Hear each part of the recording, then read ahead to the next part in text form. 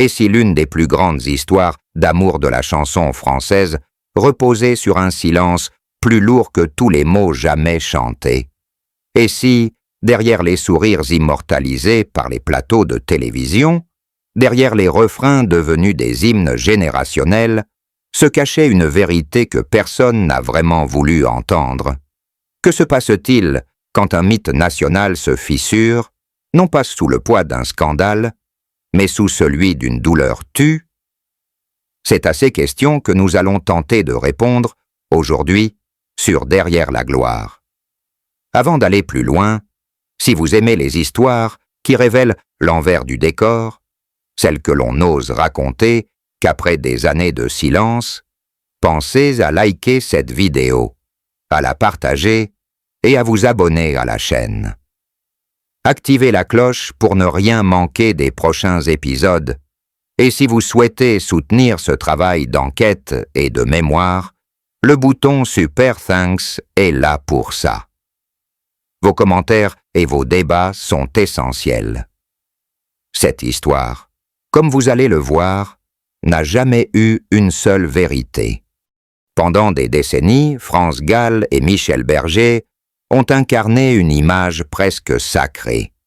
Deux prénoms qui, prononcés ensemble, évoquent immédiatement la réussite artistique, la fidélité amoureuse, la création partagée. Pour le public français, ils n'étaient pas seulement un couple de stars.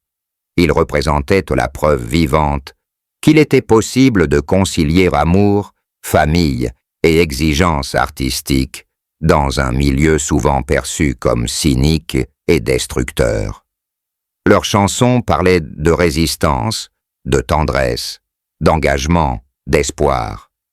Elles semblaient qu'elles racontaient leur propre histoire, comme si la musique avait trouvé en eux un couple parfaitement accordé. Mais les mythes ont ceci de particulier qu'ils se construisent souvent sur ce qui n'est pas dit. Ce que le public voyait, c'était une légende soigneusement entretenue. Des albums à succès, des apparitions complices, 2 enfants, une maison, une harmonie apparente entre la scène et la vie privée. Ce que l'on ne voyait pas, ou que l'on ne voulait pas voir, c'était la complexité humaine derrière cette façade lumineuse. Car France Gall, avant d'être une icône, était une femme marquée très tôt par la violence symbolique de la célébrité. Révélée adolescente, propulsée au sommet avec l'Eurovision, France Gall a grandi trop vite sous les projecteurs. Elle a chanté des textes dont elle ne comprenait pas toujours le sens, incarné une image de jeune fille naïve, fabriquée par l'industrie, encaissé les regards moqueurs et les malentendus publics. Cette expérience a laissé des traces profondes. Derrière la douceur apparente, il y avait déjà une hypersensibilité, une méfiance vis-à-vis du regard des autres et une blessure intime, celle d'avoir été utilisée sans être vraiment entendue. Lorsque Michel Berger entre dans sa vie au début des années 1970, il apparaît comme une réponse à cette douleur. Il n'est pas seulement un compositeur brillant, il est celui qui écoute, qui comprend, qui écrit pour elle des chansons plus mûres, plus justes, plus alignées avec ce qu'elle est devenue. À travers lui, France Gall retrouve une dignité artistique qu'elle pensait et avoir perdue. Ensemble, ils ne construisent pas seulement des tubes. Ils bâtissent une renaissance ensemble. Pénalité d'un sensé. France Gall cesse d'être une idole yéyé figée dans une image d'adolescente. Elle devient une femme, une artiste engagée, respectée, capable de porter des textes forts sans se trahir. Très vite, cette collaboration professionnelle se transforme en histoire d'amour. Et cette histoire rassure tout le monde. Le public y voit une évidence, les médias un conte moderne, et France Gall elle-même y trouve un refuge. Avec Michel Berger, elle croit avoir enfin trouvé un équilibre, quelqu'un qui la protège, qui partage ses valeurs, qui comprend ses fragilités. Leur mariage en 1976, célébré loin des caméras, presque en secret, semble confirmer cette volonté de préserver un espace intime à l'abri du tumulte médiatique. Les années qui suivent renforcent encore cette image idéale. Les succès s'enchaînent, les albums marquent toute une génération, et leur couple devient un symbole national. On parle d'eux comme d'une évidence, d'une union parfaite entre l'amour et la création. France Gall, discrète par nature, ne dément jamais cette vision. Elle comprend instinctivement que ce mythe dépasse leur simple relation. Il appartient désormais à des millions de personnes qui projettent sur eux leurs propres espoirs d'amour durable. Pourtant, dans l'ombre de cette réussite éclatante, quelque chose commence à se fissurer lentement. Rien de spectaculaire, aucun scandale, aucune trahison visible. Seulement un malaise diffus, presque imperceptible.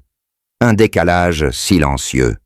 À mesure que leur image publique grandit, leur vie privée se referme. France Gall, elle apprend à se taire, à préserver, à protéger. Elle a déjà compris depuis longtemps que dans ce milieu, certains silences sont nécessaires pour survivre. Ce qu'elle ignore encore, c'est que ce silence deviendra un jour son fardeau le plus lourd. Michel Berger, de son côté, est un homme d'une exigence extrême, obsédé par le travail et la perfection. Il porte sur ses épaules le succès de projets colossaux, les attentes de l'industrie musicale, la pression constante de créer encore et toujours. France Gall aspire, elle, à une stabilité émotionnelle, à une douceur de vie qui compenserait les blessures du passé. Ce décalage ne provoque pas de disputes ouvertes. Il s'exprime dans les absences, les silences prolongés, les conversations écourtées. Une solitude étrange s'installe parfois, même lorsqu'ils sont ensemble. À l'extérieur pourtant, rien ne transparaît. Le couple continue de fasciner. On les interroge sur leur complicité, sur leur secret de longévité. Ils répondent avec pudeur et humour, jouant le rôle que l'on attend d'eux. Plus ce rôle devient convaincant, plus il devient difficile d'en sortir.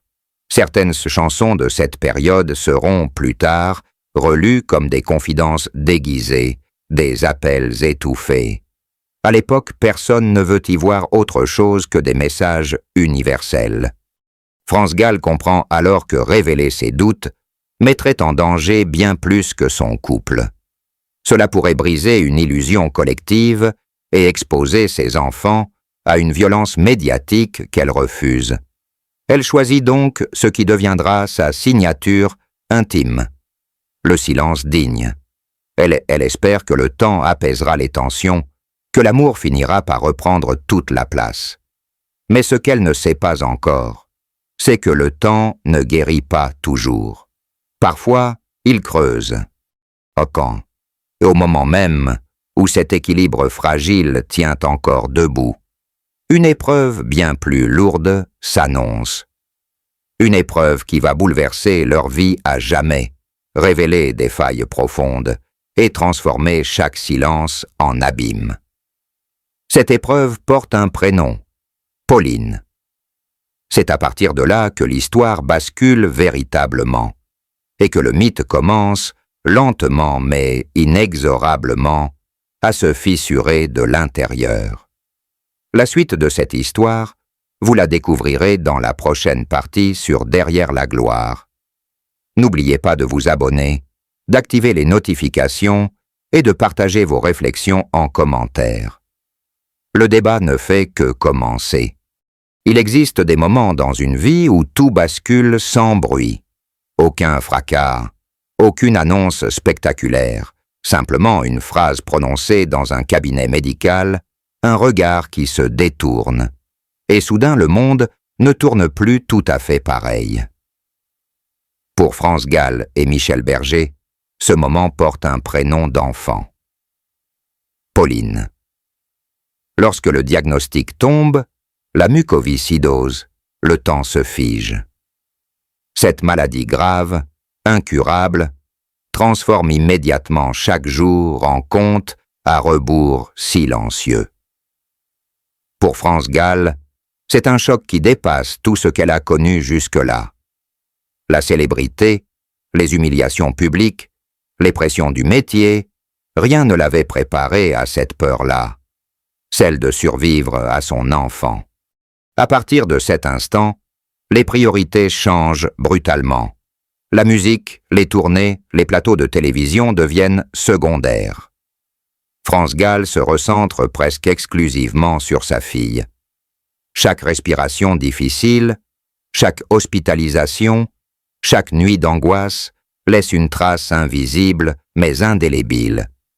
Elle développe une vigilance permanente, une tension intérieure constante.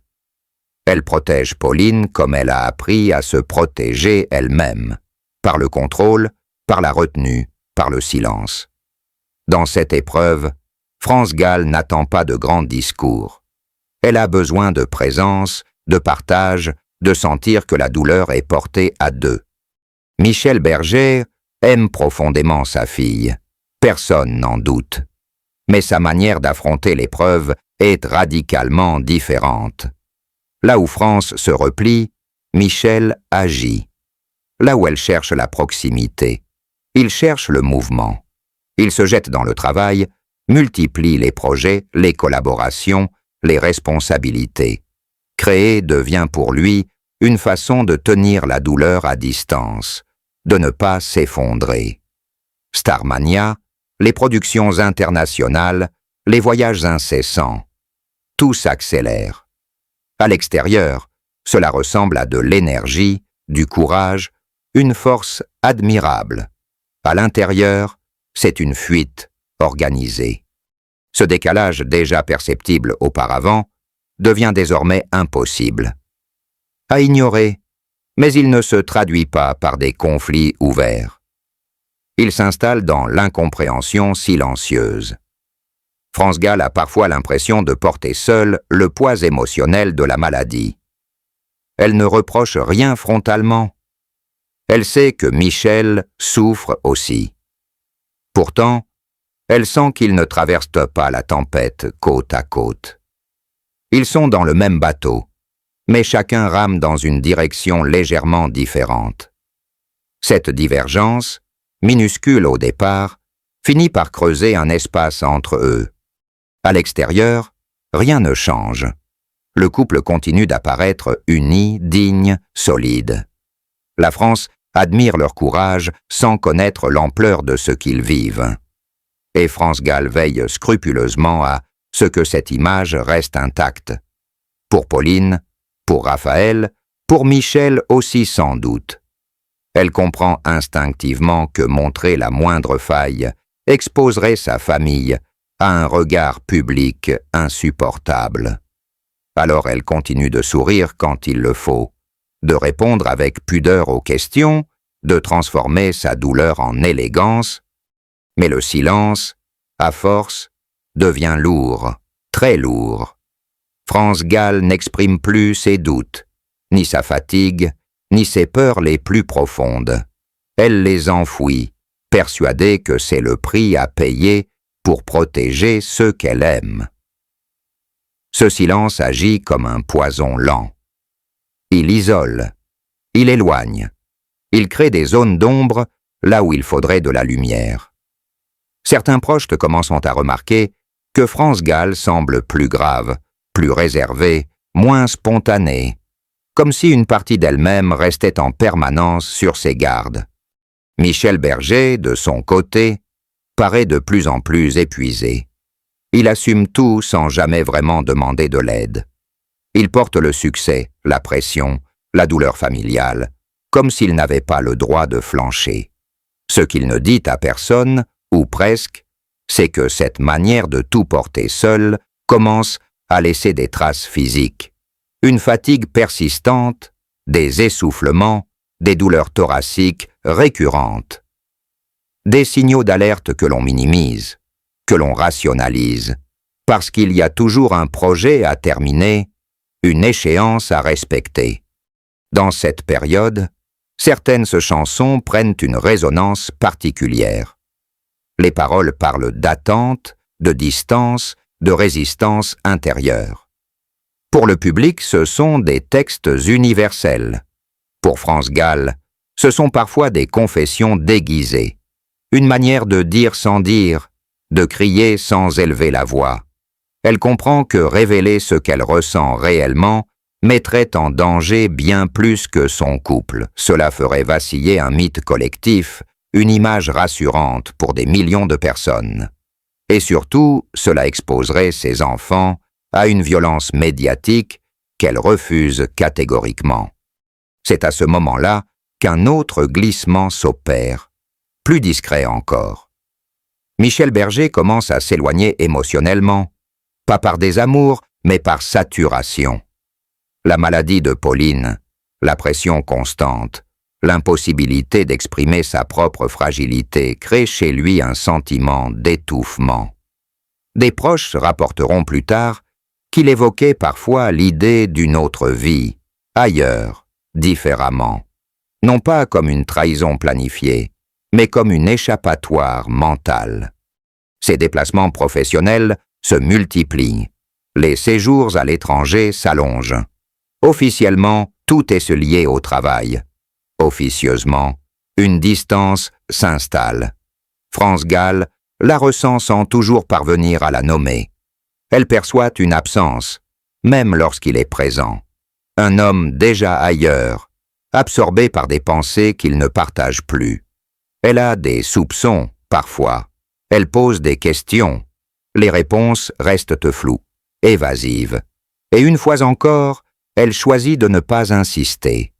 Parce qu'insister, ce serait risquer de tout faire exploser.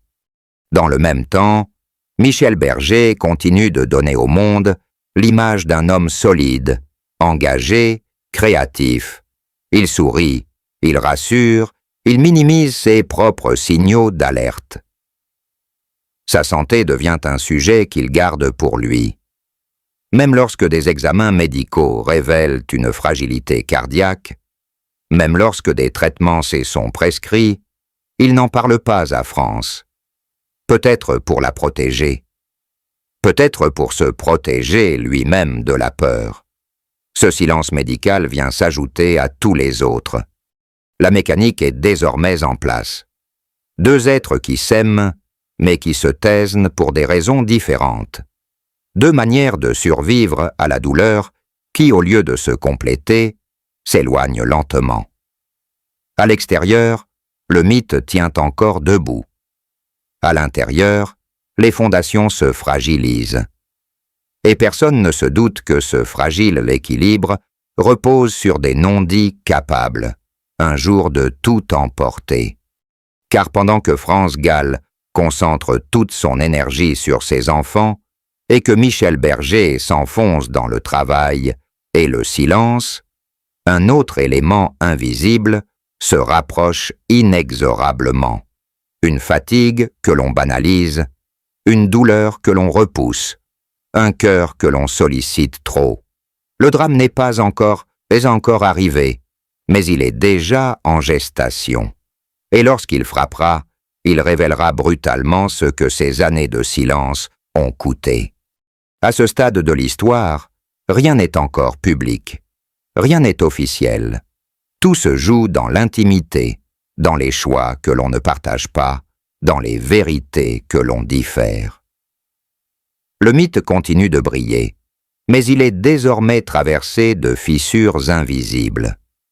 Et c'est précisément dans ces fissures que va s'engouffrer la suite, la plus tragique, la plus dérangeante, celle qui transformera à jamais l'amour, la musique et le silence en une seule et même question sans réponse.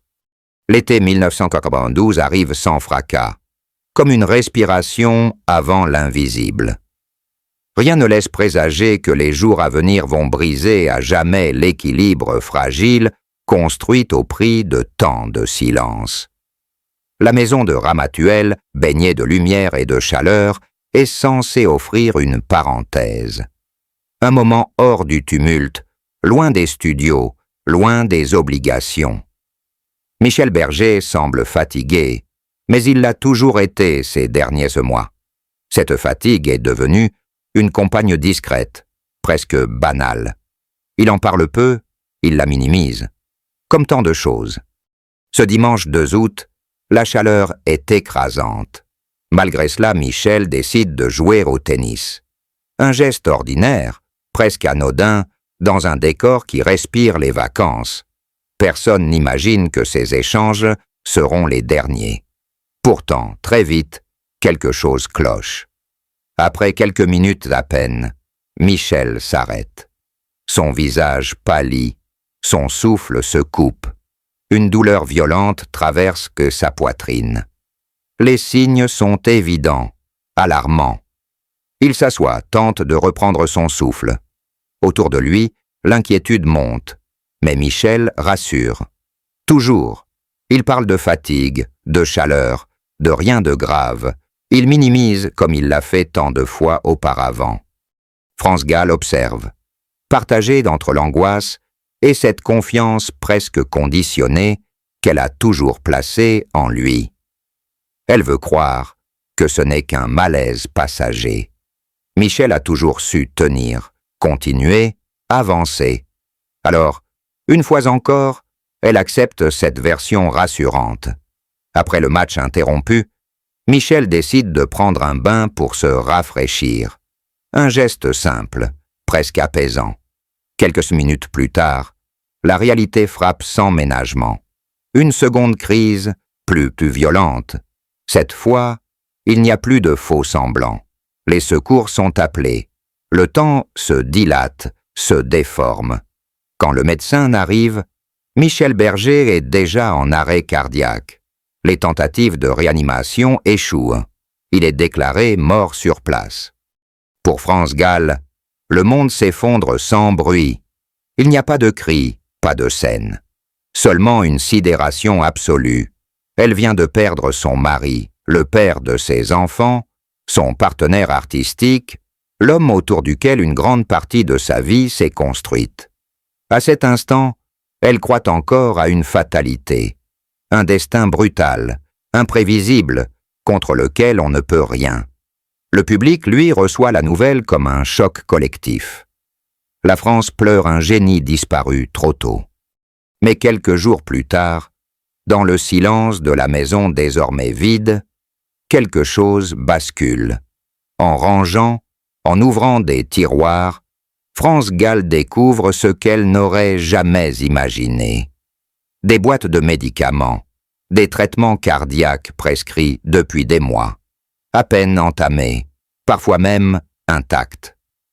Ces médicaments ont été prescrits par le père de Michel Berger lui-même, médecin, parfaitement conscient de la fragilité cardiaque de son fils. France comprend alors que Michel savait, que d'autres savaient, et qu'elle, sa femme, avait été tenue à l'écart. La douleur change de nature. Elle ne disparaît pas, elle se transforme. À la tristesse s'ajoute une colère sourde, presque coupable. Une cascade de questions l'envahit. Si elle avait su, si elle avait insisté, si elle avait reconnu les signaux, peut-être aurait-elle appelé les secours plus tôt, peut-être aurait-elle imposé le repos, peut-être Michel serait-il encore en vie. Ce peut-être devient une présence obsédante, un poison mental qui ne la quittera jamais. Ce silence médical, rétrospectivement, éclaire d'un jour nouveau toutes les absences, toutes les minimisations, toutes les esquives. Mais ce n'est pas tout. À mesure que les semaines passent, d'autres éléments émergent. Des conversations rapportées par des proches, des déplacements dont elle ignorait la portée, des détails qui, mis bout à bout, dessinent une réalité bien plus dérangeante.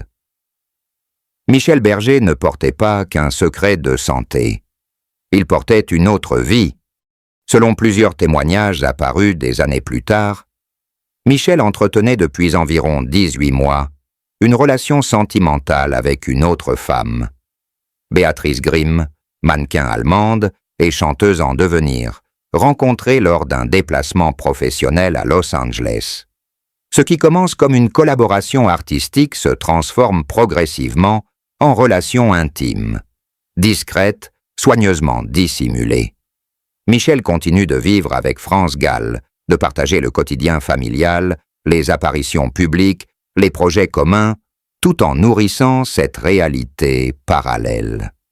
Pour France Gall, la révélation est un second choc, peut-être plus violent encore que le premier, car il ne s'agit plus seulement de la mort, mais d'une trahison silencieuse, d'un avenir qui se dessinait sans elle.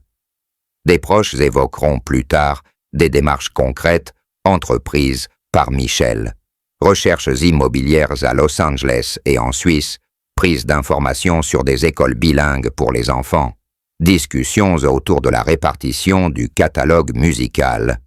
Autant de décisions lourdes prises sans jamais l'en informer.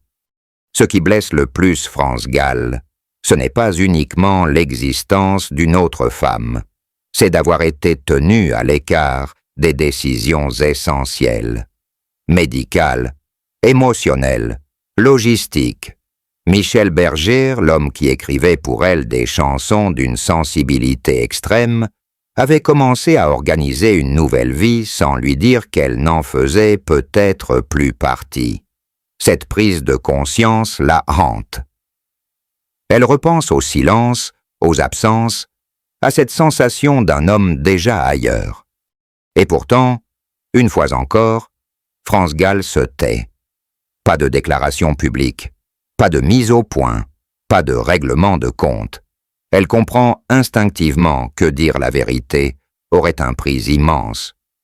Cela ne détruirait pas seulement l'image d'un homme aimé du public. Cela ferait voler en éclats un mythe national. Et surtout, cela exposerait ses enfants à une violence médiatique qu'elle refuse absolument. Alors elle choisit de porter seule ce poids, encore. Dans les mois qui suivent, elle termine malgré tout la tournée de l'album Double Jeu. Monter sur scène devient une échive. Chanter les mots d'un homme qui lui a caché l'essentiel sous les applaudissements d'un public ignorant tout relève presque de la survie. Mais elle tient, parce que renoncer serait une autre forme de disparition. Parce que, malgré tout, elle continue d'aimer l'œuvre qu'ils ont construite ensemble. Ce que personne ne voit, c'est le combat intérieur qui se joue chaque jour. La culpabilité, la colère rentrée, le deuil inachevé, France Gall protège l'héritage de Michel Berger avec une loyauté sans faille, tout en portant en elle une vérité qu'elle ne partage avec presque personne. Ce silence, qu'elle a choisi par amour et par protection, devient peu à peu une prison dont elle ne sait plus très bien si elle pourra un jour sortir. Et alors que le monde pense que le pire est derrière elle, la vie s'apprête encore à frapper, comme si ce qui avait été tu pendant des années devait se payer autrement. La suite de cette histoire ne sera plus seulement celle d'un couple ou d'un mythe, mais celle d'une femme confrontée à la perte absolue et à la question la plus douloureuse qui soit. Comment continuer à vivre quand le silence a tout emporté avec lui? Après la mort de Michel Berger, France Gall ne s'effondre pas sous les yeux du public. Elle ne crie pas, n'accuse personne, ne cherche ni justification ni vengeance. Elle choisit autre chose, quelque chose de plus difficile encore, continuer à vivre dans une dignité silencieuse. Pour beaucoup, ce silence est perçu comme une preuve d'amour ultime. Pour d'autres, comme une fuite. Pour elle, c'est une nécessité vitale. Car dire la vérité, toute la vérité, aurait eu un coût immense. Dévoiler la relation cachée, les projets de départ, la maladie cardiaque tue, les médicaments jamais pris, aurait détruit bien plus qu'une image publique. Cela aurait exposé ses enfants à une violence médiatique irréversible. Alors France Gall porte seule ce qu'elle sait. Dans les mois qui suivent, elle honore les engagements pris. La tournée double jeu se termine. Chaque concert est une épreuve intime. Sur scène, elle chante des mots écrits par l'homme qui lui a caché l'essentiel, sous les applaudissements d'un public qui ignore tout. La musique devient à la fois un refuge et une blessure ouverte. Elle tient debout parce que renoncer serait une autre forme de disparition. Parce que, malgré tous, l'œuvre qu'ils ont construite ensemble dépasse désormais leurs failles humaines. Mais la vie ne lui laisse aucun répit. En 1993, France Gall est diagnostiquée d'un cancer du sein. Une nouvelle bataille commence, loin des projecteurs. Elle se soigne, elle se bat, elle survit. Là encore, elle choisit la discrétion, comme si la douleur, à force, devait rester confinée à l'intime. Elle ne cherche pas la compassion publique. Elle avance, simplement, parce qu'il le faut. Et puis, en 1997, le coup le plus cruel tombe. Pauline meurt à l'âge de 19 ans, emportée par la mucoviscidose. Cette fois, quelque chose se brise définitivement. Aucune mère ne se relève vraiment de la perte d'un enfant. Pour France Gall, cette disparition marque la fin de toute illusion de réparation. Le silence qu'elle portait jusque-là devient presque absolu. Elle se retire progressivement de la vie publique, refuse les interviews, disparaît des écrans. Le monde extérieur n'a plus grand-chose à lui offrir. Dans l'intimité, pourtant, les questions continuent de la hanter.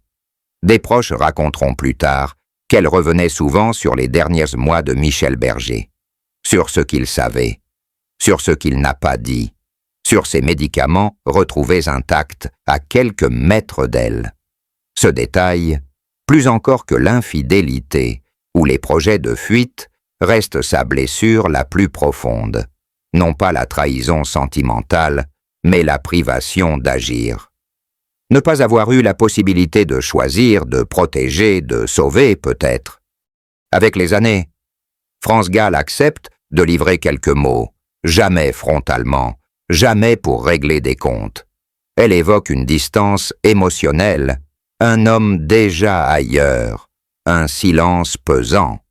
Elle laisse entendre que Michel Berger avait commencé à construire une autre vie, mais refuse toujours d'en dire davantage, comme si nommer précisément cette vérité la rendait irréversible, comme si parler risquait de détruire ce qu'il reste. Son dernier grand projet public, en 2015, porte un titre lourd de sens. Résiste, une comédie musicale construite autour des chansons de Michel Berger. Pour beaucoup, c'est un hommage. Pour d'autres, un message. Derrière ce mot, certains voient le parcours d'une femme qui a résisté toute sa vie. À l'exploitation précoce, aux humiliations, aux pertes successives, aux trahisons silencieuses, au poids d'un mythe qu'elle n'a jamais totalement choisi. Résister chez France Gall n'a jamais été un acte bruyant. C'était tenir, malgré tout. Le 7 janvier 2018, France Gall s'éteint à son tour. Les hommages salutent sa douceur, son élégance, son immense talent. Peu évoquent ce qu'elle a porté seule pendant plus de 25 ans. Elle n'a jamais écrit de mémoire. Elle n'a jamais livré toute la vérité. Mais avant de partir, elle a laissé entrevoir l'essentiel. Derrière la gloire, il y a parfois des silences qui tuent plus sûrement que les scandales. Aujourd'hui encore, une question demeure, suspendue, dérangeante. Michel Berger s'est-il tu pour protéger France Gall ou pour se protéger lui-même? Le silence de France était-il un dernier acte d'amour ou une prison qu'elle s'est imposée pour survivre? Il n'y a pas de réponse définitive. Seulement des fragments, des zones d'ombre et une histoire qui continue de nous interroger. Si vous étiez à sa place, qu'auriez-vous fait? Auriez-vous dit la vérité, au risque de tout briser? Ou auriez-vous protégé le mythe au nom de l'amour et des enfants? C'est que cette question que nous aimons poser sur Derrière la gloire, parce que derrière chaque légende se cache une part d'humanité fragile. Si cette histoire vous a touché, pensez à liker cette vidéo, à la partager autour de vous et à vous abonner à la chaîne. Activez la cloche pour ne rien manquer des prochains récits. Et si vous souhaitez soutenir ce travail, le bouton Super Thanks est là pour nous aider à continuer. Surtout, dites-nous en commentaire ce que vous en pensez. Le débat reste ouvert, et parfois parler ensemble est déjà une façon de rompre le silence.